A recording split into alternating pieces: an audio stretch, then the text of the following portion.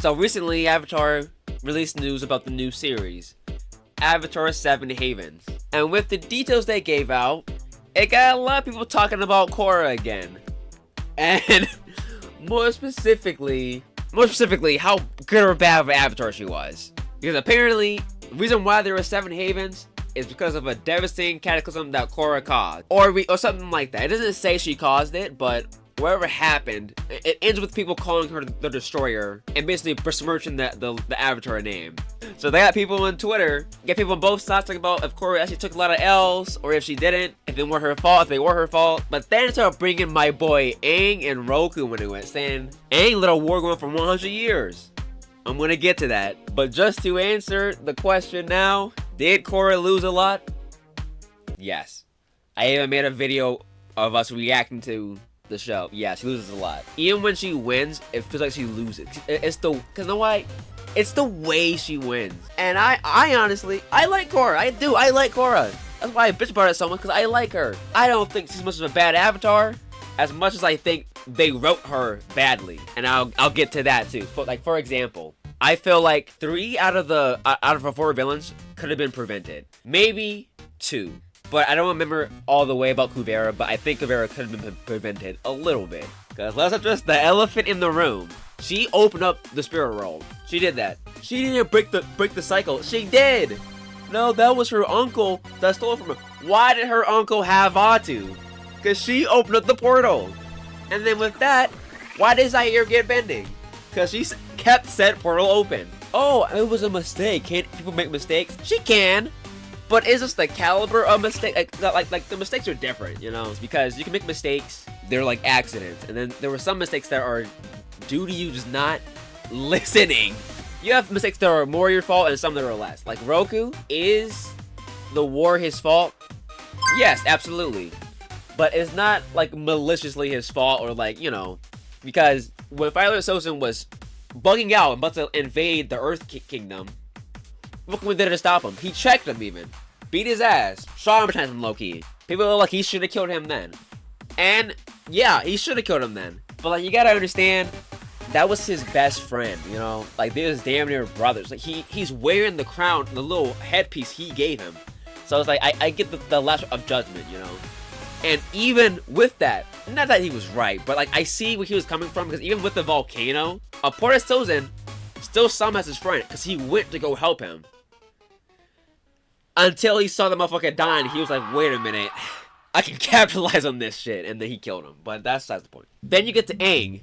This little boy let the war go on for 100 years. The 12-year-old who ran away because he was told he had the biggest responsibility in the world. Yeah, I don't blame him. And I know he ran away. I guarantee you, he was coming back. He got fucking frozen in ice.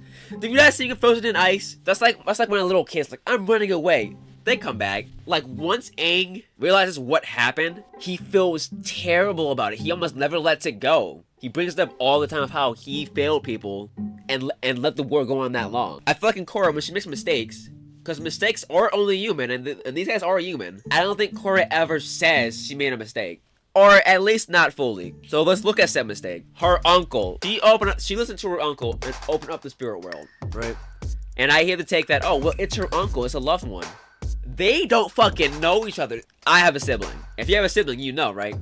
The way Korra's dad be looking at Unalaq, that's not even like rivalry, bro. That's like, you could tell like he's shitting his cereal or something. And then don't get me started on his freaky ass kids, Korra. Like look at your cousins, bro. That whole bloodline over there is weird. What's up? Also, what is up with the North Water Tribe always doing some shit? It's always them, dude. She was like, she was listening to him because she wanted to help, because he was saying it was the Avatar's duty, but she didn't ask any questions about it.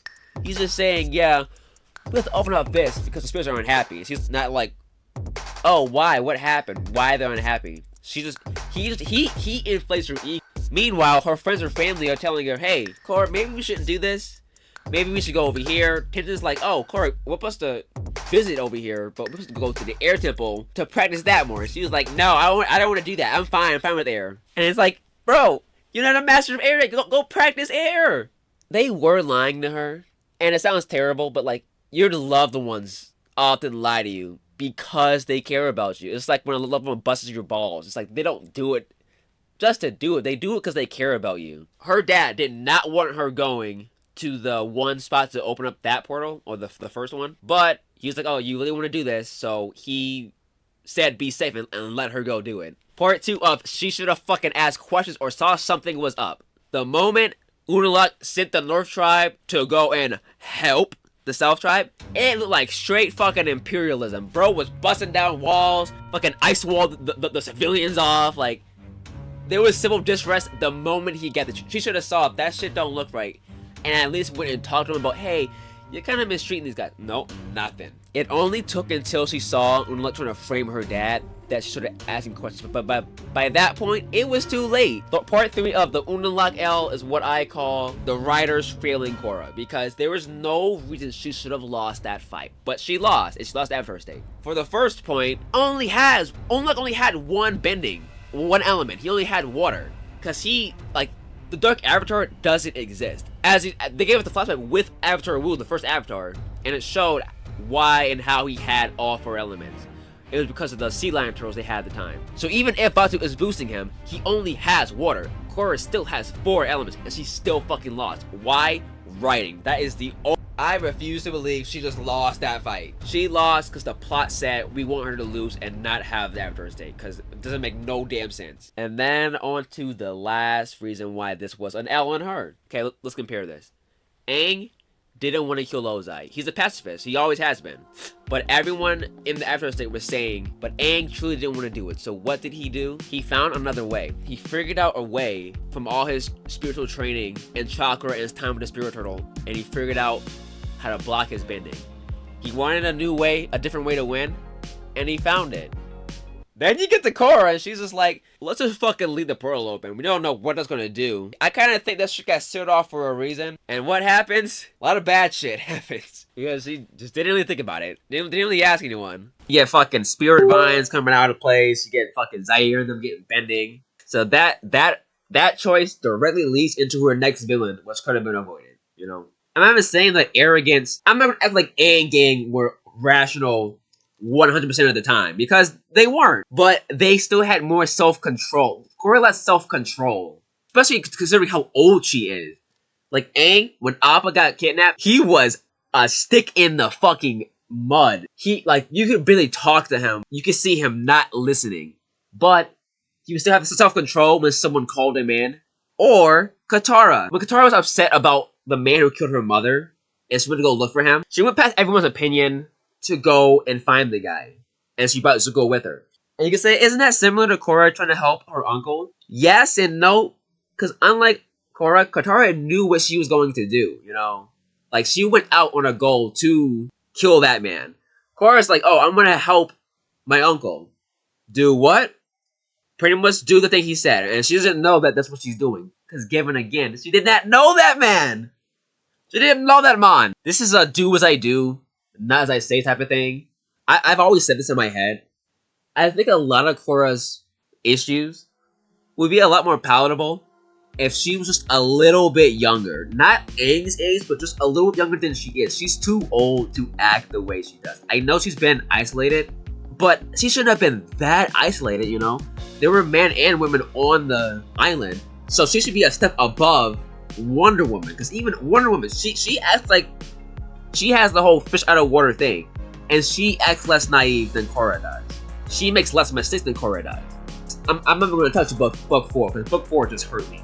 Let me just ask you this. Can you guys think of a time Korra won a fight against a boss? Honestly. Like, by herself. The way Aang beat Ozai by himself. Anything like that. Amon? Never fought Amon. She hit him with air, and then that man decided to fucking sell on himself. Unalaq, she fucking lost. She ended up beating him as the giant fucking spirit mecha. But that was overtime. That shit don't count. Zaire wouldn't beat him without my goat Janora's plan. And at best, I say she had the assist, you know. And just dragged him down.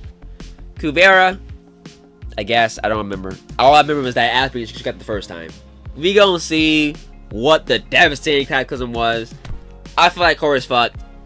Like I said, I'm a Korra defender. but I also don't. I'm not fucking blind. And I'm not gonna just let bullshit slide. I'll call bullshit on both sides, you know? There's not much bullshit on a Roku side. You know? It's the writing. It's never Korra's fault. It's the writing. Also here, I don't know if I showed it already. Here's the fan art of me drawing like 13-year-old Korra, or 14. I don't remember how old I made her. I think this makes it more palatable. What do you think? I hope this new avatar puts in work. Cause holy hell, dude, come on. Imagine you the only avatar left. Imagine you're the avatar. Now you call the destroyer and you go to ask, yeah, so yeah, when these avatars fucked it up, what happened? It's just me in here. Oh.